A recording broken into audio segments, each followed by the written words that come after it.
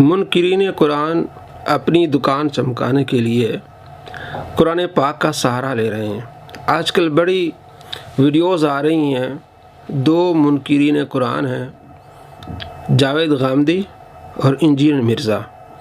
Video بنا رہے ہیں آج کل جی ہم اپنی زندگیوں میں قرآن کو لے آئیں، ہر معاملے میں قرآن پاک کو دیکھیں، اور جو دوسرے لوگ ہیں مثلا اہل سنت پر کیچڑ اچھالتے ہوئے یہ تو صرف عیسیٰ علیہ السلام کے وقت ہی قرآن پاک پڑھتے ہیں، اور تو یہ قرآن پاک کو نہ سمجھتے ہیں نہ پڑھتے ہیں، اس طرح کیچڑ اچھالتے ہیں، اور ہیں وہ دونوں منکرین قرآن میں سے، یعنی دونوں قرآن پاک کی آیات کے منکر ہیں، انجینئر مرزا اور غامدی صاحب۔ میں آپ کو اس کی ویڈیوز دکھانے والا ہوں۔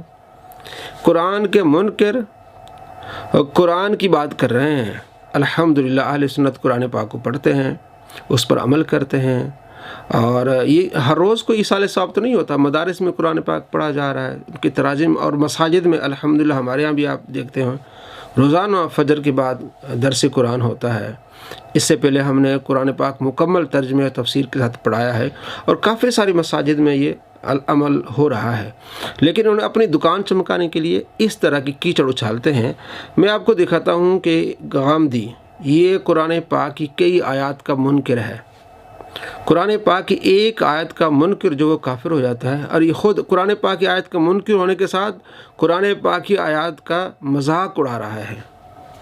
جنت میں حوریں ہوں گی جنہیں جنت سے پہلے کسی جن و انس نے چھوا نہیں، کیا اہل جنت ان حوروں کے نتیجے میں اولاد سے بہرہور ہوں گے؟ ایک تو یہ سمجھ لیجئے کہ یہ حور کوئی مخلوق کا نام نہیں ہے، یہ ایک ایڈجیکٹو ہے، اس کا مطلب ہوتا ہے آہو چشم، یعنی یہ عورتوں کی صفات میں سے ایک صفت ہے، تو آپ کی بیویاں انشاءاللہ یہ ہوں گی۔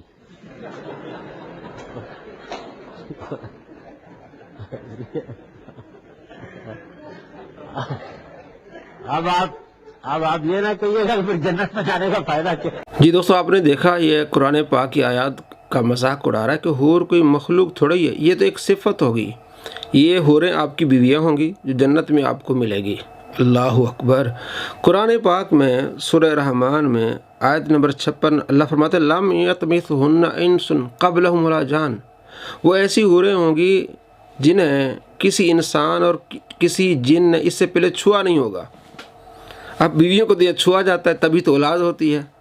اور اسی طرح حور مقصورات فی الخیام فیہن خیرات حسان 71-72 آیات جو ہے وہ قرآن پاک میں سورہ رحمان میں یہ حوروں کے متعلق ہے، وہ ایک مخلوق ہے، احادیث میں اس کا بڑا ذکر ہے، تو یہ قرآن کا بھی منکر ہو گیا بلکہ مذاق اڑا رہا ہے قرآن پاک کی آیات کا۔ تو یہ قرآن پاک کی بات کر رہے ہیں جناب، اپنی زندگی میں قرآن کو لانا چاہیے، پہلے آپ قرآن پر عمل تو کریں۔ آپ خود جو غامدی صاحب کا حال ہے، قرآن پاک میں کیا ہے لقد کان لکم فی رسول اللہ اسوۃ حسنہ، اللہ فرماتا ہے نا قرآن پاک میں کہ نبی کریم صلی اللہ تعالیٰ علیہ وآلہ وسلم کی زندگی تمہارے لیے بہترین نمونہ ہے، تو آپ علیہ السلام کی زندگی کو آپ نے اپنایا۔ اللہ کریم فرماتا ہے من یطع الرسول فقد اطاع اللہ، جس نے رسول کی اطاعت کی اس نے اللہ کی اطاعت کی۔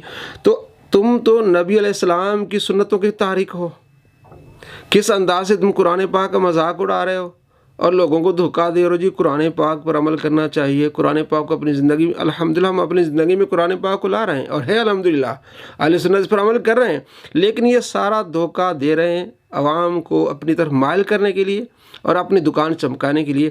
دوسرا جو ہے قرآن کا منکر ہے انجینئر مرزا، اس نے سورہ توبہ کی آیت نمبر 40 سے ثابت کیا ہے کہ حضرت ابوبکر صدیق رضی اللہ تعالیٰ عنہ صحابی ہیں، قرآن سے ثابت ہے، اور جو حضرت ابوبکر صدیق رضی اللہ تعالیٰ عنہ کی صحابت کا انکار کرے وہ کافر ہے۔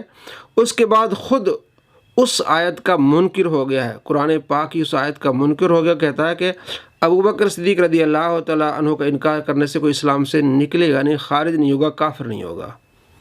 سیدنا ابوبکر صدیق رضی اللہ تعالیٰ عنہ اس آیت کے تحت آپ صلی اللہ علیہ وسلم کے صحابی ہیں، کیونکہ یہ اس میں کیا الفاظ ہے اذ یقول لصاحبہ، کہ جب وہ اپنے صحابی سے کہتے تھے، ساتھی سے۔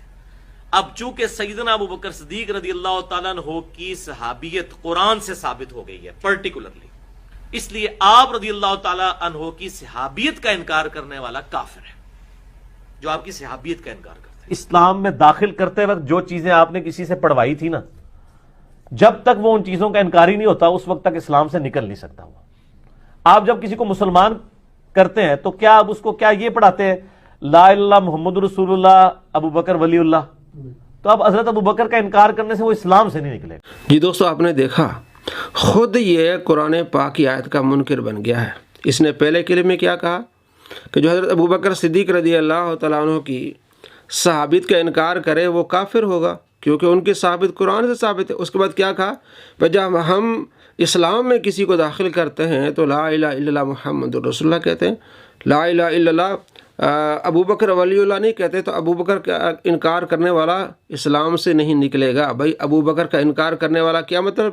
کہ اس کو صحابی نہ ماننے والا، یہی معنی ہے اس کا. مرزا کے چلے دھوکہ دیتے نہیں جناب. خلافت یا خلافت کی بات نہیں ہوئی. آپ مرزا کو ڈیفینڈ کرتے ہیں جناب، آپ عقل سے کام لیں. یہ قرآن پاک کا منکر ہے، قرآن پاک کی آیت کا منکر ہو رہا ہے. اپنے فتوے کے لحاظ سے یہ کافر ہے. ہم جب اولیاء کرام کا دفاع کرتے ہیں تو کہتے ہیں جناب یہ بابی ہیں. تم کون ہو؟ تم ایک کافر کا دفاع کر رہے ہو.